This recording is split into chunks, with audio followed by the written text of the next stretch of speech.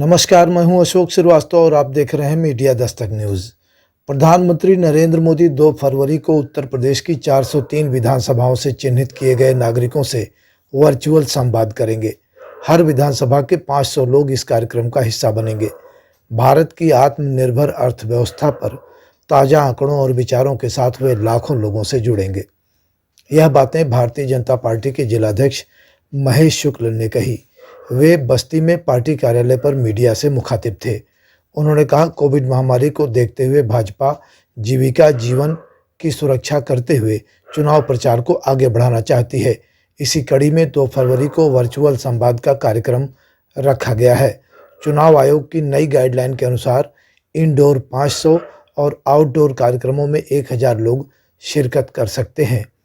इसका अक्षरशः पालन करते हुए पार्टी अपनी बात देशवासियों के बीच पहुंचाएगी।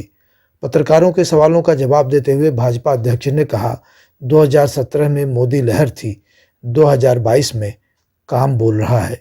एक बार फिर भाजपा उत्तर प्रदेश में प्रचंड बहुमत की सरकार बनाने जा रही है। एक अन्य सवाल के जवाब में भाजपा अध्यक्ष ने कहा, कुछ प्रत्याशियों का छिटपुट विरोध जो सुनाई दे रहा है वह व्यक्ति विशेष के द्वारा हो सकता है। जनता भाजपा के साथ है। गन्ना मूल्य बकाया होने के सवाल पर जिलाध्यक्ष ने कहा, भाजपा जैसी किसानों की हितैषी कोई दूसरी पार्टी नहीं है। शीघ्र ही इसका भी निदान हो जाएगा।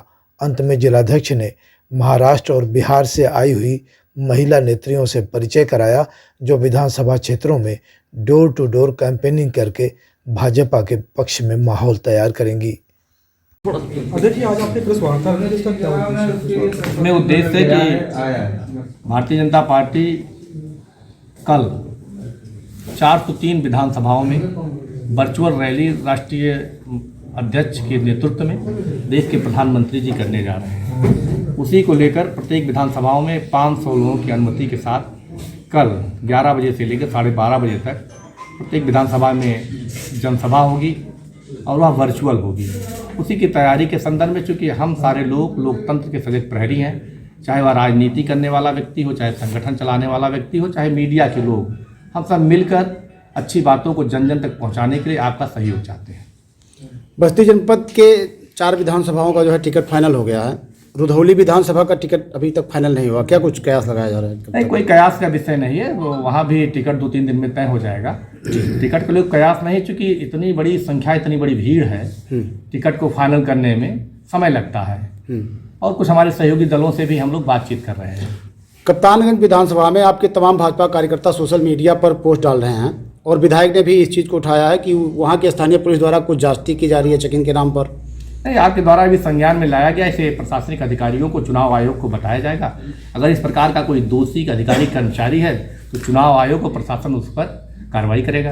अध्यक्ष जी, पिछली बार 5 विधानसभा सीटों पे आप लोगों ने अपना परचम लहराया था, इस बार क्या लग रहा है? देखिए, मैं अभी रात में 10:30 बजे परशुरामपुर में एक चौपाल कर रहा था जी। आप विचार कर सकते हैं, घनघोर कोहरे में जब मैं उस गाँव में गया तो पूरे गाँव के ग्रामीण इकट्ठा हो गए और मैंने पूछा कि इस बार चुनाव में किसकी सरकार बनेगी। उन लोगों ने आम तौर से उन्होंने कहा, जिस प्रकार से अभी आप अध्यक्ष जी बैठे उस रात में, ये देखिए लाइट हमारे यहाँ जल रही है। हम लोग रात में 11 बजे कौड़ा बाहर बैठ कर ताप रहे हैं। यह है अनुशासन। इस देश में इस प्रकार का बदलाव जिस प्रकार से भारतीय जनता पार्टी ने किया था, हम लोग कल्पना नहीं कर सकते। आने वाले चुनाव में मैं बता सकता हूँ कि उससे ज़्यादा बहुमत से हम लोग इस बार चुनाव जीतेंगे। महंगाई, कहीं ना कहीं महंगाई से लोगों में रोष है, इसको लेके आप क्या कहना चाहेंगे? देखिए, देश में एक पैमाने में आप सबको नहीं ढा सकते हैं। देश में कुछ लोग बहुत अमीर हैं, कुछ लोग कम अमीर हैं, कुछ लोग मध्य वर्ग में हैं, कुछ लोग नितांत गरीब हैं। हमारी सरकार, आप विचार करिए, इस कोविड में जो दुनिया की हर सरकारें सारी उनकी ताना बाना बिगड़ चुका था, लेकिन धन्य है देश का लोकतंत्र, धन्य है देश के प्रधानमंत्री, धन्य है उत्तर प्रदेश के मुख्यमंत्री। उन्होंने सबके लिए कोई ना कोई सुविधाओं का भरमार किया। आप विचार कर सकते हैं, 1000 रुपया सबके खाते में देना। आप विचार कर सकते हैं, जिनको क्रय शक्ति का अभाव था, जो क्रय शक्ति जिनके पास नहीं थी, उनको निःशुल्क 15 करोड़ लोगों को भोजन देना। रात में 11 बजे कौड़ा बाहर बैठ कर ताप रहे हैं। यह है अनुशासन। इस देश में इस प्रकार का बदलाव जिस प्रकार से भारतीय जनता पार्टी ने किया था, हम लोग कल्पना नहीं कर सकते। आने वाले चुनाव में मैं बता सकता हूँ कि उससे ज़्यादा बहुमत से हम लोग इस बार चुनाव जीतेंगे।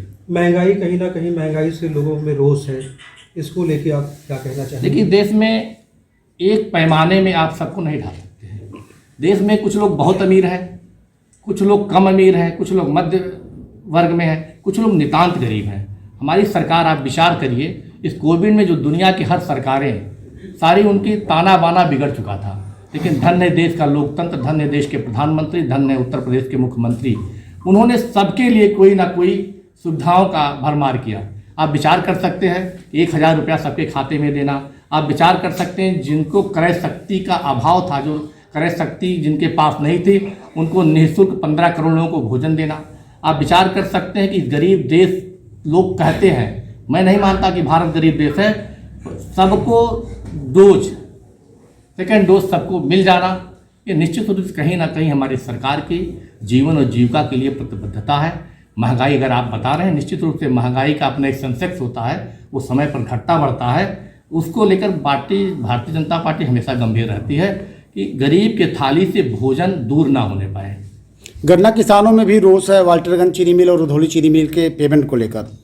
मैंने अभी इसके पहले चर्चा किया है जी कि उसको लेकर हमारे मंत्री, हमारी सरकार और प्रशासन और मालिक से बात हो रही, शीघ्र सबका भुगतान हो जाएगा। ठीक है।